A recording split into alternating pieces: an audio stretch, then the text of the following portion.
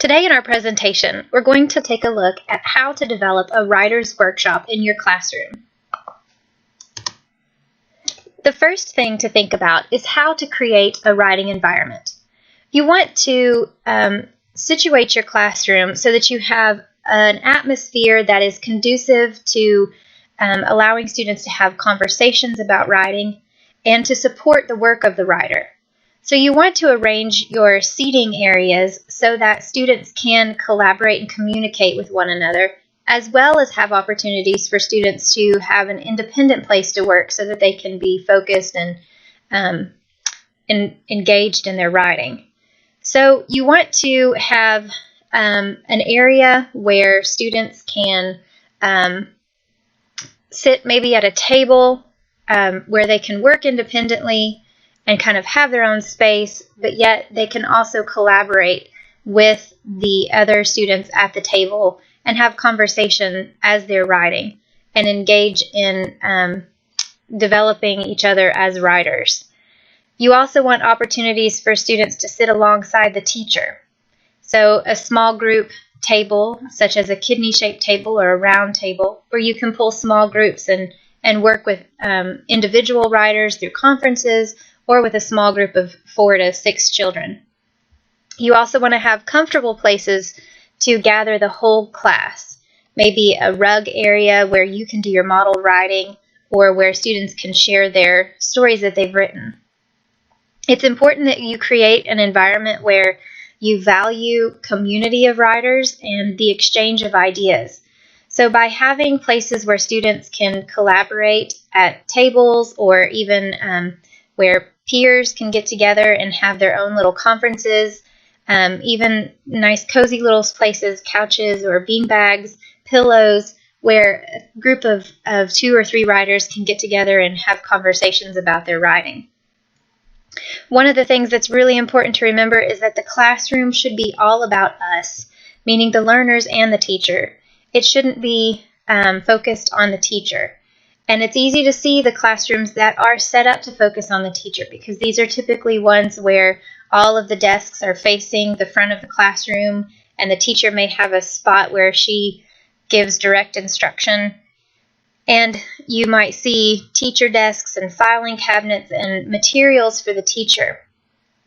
Versus a classroom that's focused on the learners and the teacher is one where you will find the majority of the space is for the learner and for the teacher to be a facilitator of the learner by engaging in small group instruction or working individually with children throughout the classroom.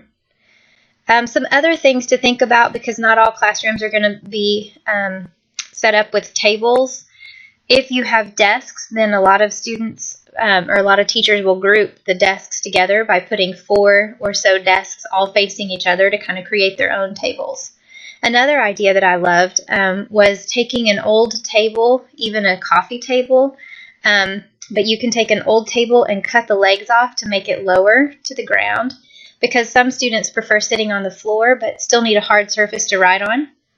So lower the legs or cut the legs off of tables so that children can sit on the floor and still have a surface to write on. So there's so many different things that you can do to create that writing environment and make it something that's enjoyable and pleasant for your learners. As I said, you're going to want to make sure that you have a large group meeting area, and this is one where you would conduct mini lessons. Some of the materials that you may use here are easel pads or chart markers. You may have a smart board with a document camera and a projector, or you may have an overhead projector where you can project what you're writing up on the screen. Now, I did both of these. I did have a smart board in my classroom and a document camera, so sometimes I would use the same.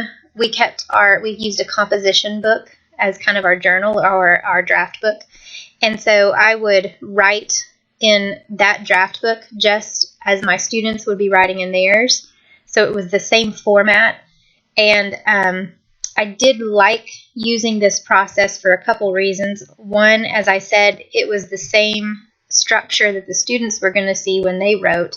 So so it was helpful for them to kind of see how to orient the page and where to put, the title, or how to plan on a book that's just like theirs.